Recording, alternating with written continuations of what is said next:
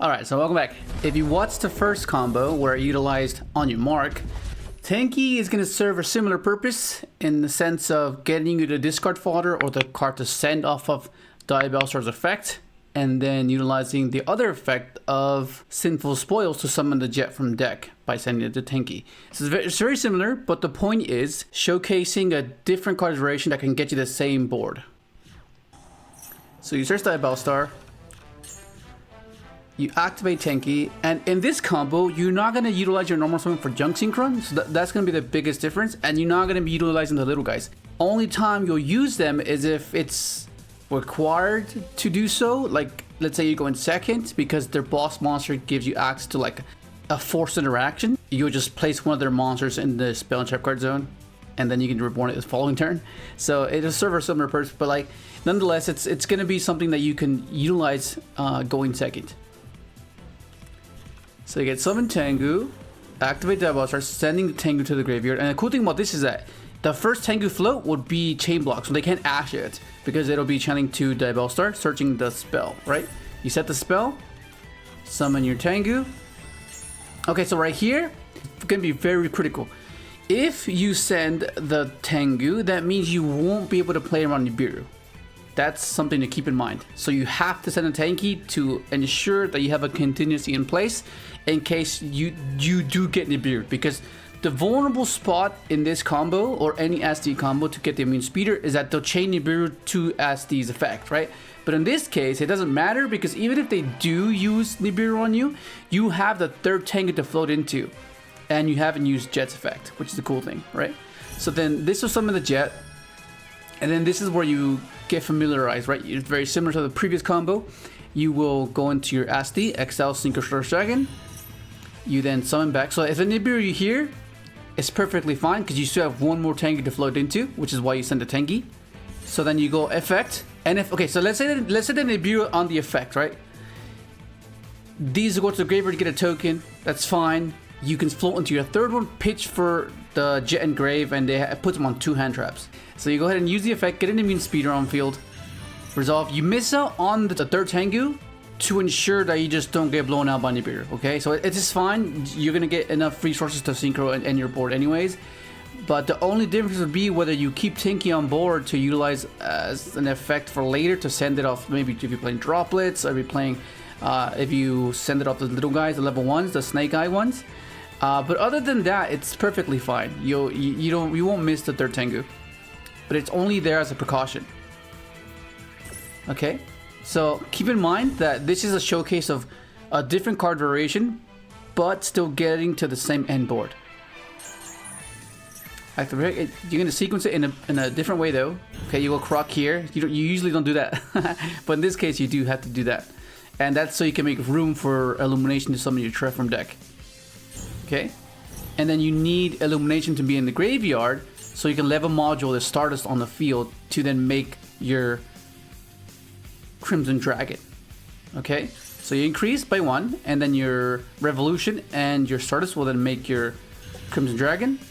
You then climb again, like we did in the past, where it was Chaos Ruler into Hot Red. This fits right in.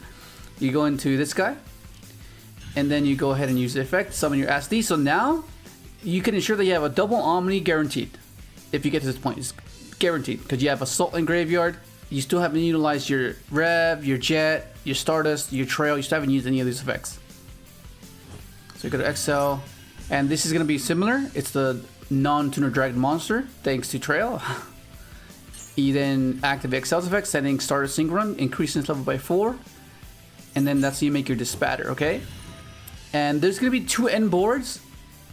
Depending on what you prefer, you do as you please. But you have 2 options, whether you go for the Omega Loop or you go for the Baron, right? And you get an extra draw. So you go effect, tribute. Revolution is only serving as fodder. That's the only purpose at this moment. But activate, go into Omega, and you hand rip for 2.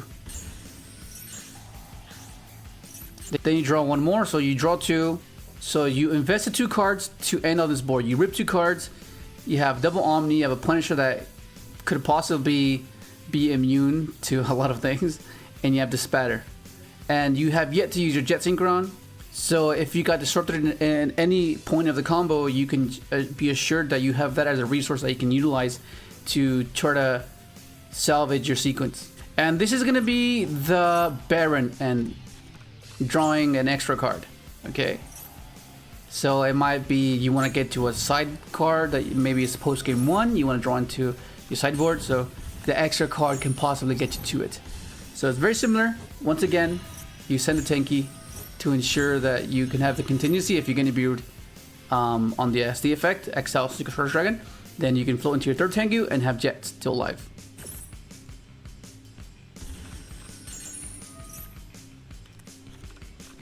Same thing.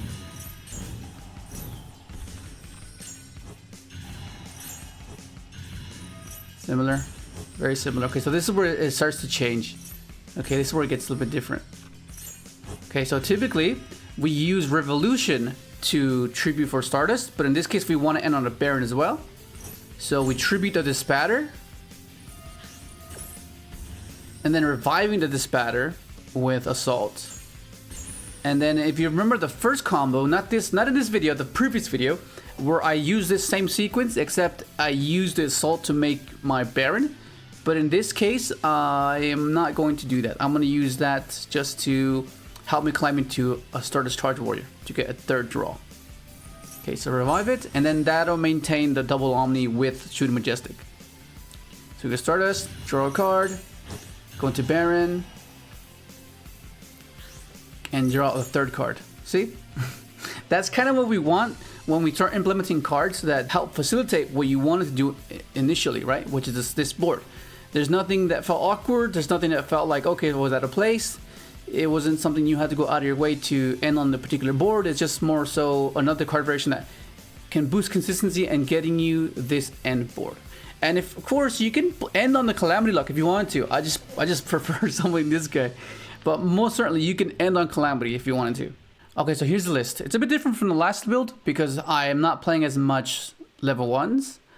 I felt like, I think they're fine at 1 because you don't really want to draw them. I mean, if you do draw them, it's not that bad because they can still get you to a form of combo. It's a weaker line, but nonetheless, still consistency in the fact that you can still get to speeder. But for the most part, I wanted to ensure that I have more copies of essentially the same thing, which would be another copy of On Your Mark, right? Because On Your Mark and this, we know what it can produce, but then Tenki can serve a similar purpose because On Your Mark searches your jet to pitch for the DIABELLSTAR, and then it's on the field to send it off Sinful Spoils. The same thing for Tenki, as you saw just then.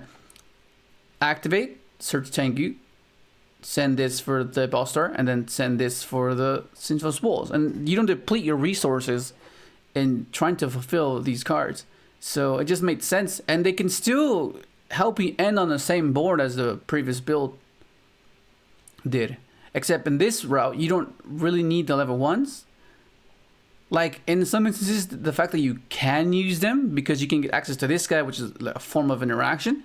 Because instead of summoning this guy, you summoning this guy and searching you the purple, special purple, and then using the effect of these guys, summoning the green one, right? Assuming let's say you pitched your jet off of this effect. Right? And then that means you can, okay, that's fine, I can reborn this, and then you can use the green one's effect to then summon this guy to force an interaction before you actually go speeder, which is a cool thing, right? And then you can also leave it on the field if you wanted to. And then special summon the monster that you place in a spell trap card zone by its effect during their turn, which is pretty interesting. It's a higher card count deck for sure, because, I mean, if you want to, maybe cut down on these guys, but like, you just want to open this. You know what I mean? It's the cards you want to open. And yeah, I mean, we're still testing. And I wanted to make sure I had a few 2-card variations that allow us to at least get something or initiate something during our turn or going second, right? Which is why I kept the junk. Because if you open up junk, right, you can go, okay, special this, search the Fenrir, overtake into this, go into Omega, right, search the junk Synchron. You banish and you rip one with Omega, especially the second Fenrir. And then you can go summon junk, revive this, right? And then you can go into, what's his face? An 8, assuming you have access to Stardust. and then that means you contribute. Then you can have an immune speeder that way because you have a Stardust on the field, so you can special summon Trail. So like, there's some pretty cool things you could do with the fact that you play Junk Synchron, like the fact that it can get you back to Jet after you've used its effect to search this. You know, it gives you the option to go into a Baron if they try to stop this guy from summoning it back. There's some pretty cool things you can do with this guy. But I'm still testing it. I'm not sure if I'll end up keeping it, but I just like the fact that you have that as an option. Like going second, if you do the same thing, right? You can climb into a Punisher, which is pretty cool because you'll go do the first thing, Omega Rip, right? Just to ensure that you rip a card.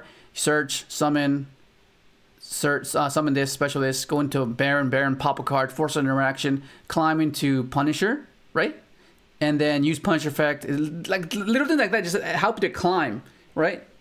And I like that. I like that a lot, actually. Because you have a fair bit of spot removal within Jet, Croc, this, Punisher, like 1 second, so you're in a good spot. But I'm still yet to find out what the 15 slot is. I am still not too sure what I want the 15 slot to be. But I don't know. I'll continue to test this and then we'll see where this goes. But I'm liking the new support. You know, those new cards, they're pretty cool. And once again, I think maxing this out is fine. Because like it ensures that if this gets Ash, or because you want to get access to this, right? You want to. And being able to go activate Ash, okay, it's fine. I opened it anyways. Effects, you know? And then like just hard open this, it's just it helps your hands be a bit more resilient, right? Of course, sometimes it might be redundant. But other than that, you can keep it in hand and pitch it for her effect during their turn, right? Because you can just place this, you can place her from the graveyard to your spell check zone, and then like if it gets destroyed or if it's sent to the graveyard, you can discard the redundant card you had in hand. But yeah, that's gonna be it. Hopefully, do the video. Like, subscribe if you haven't, and thanks for watching.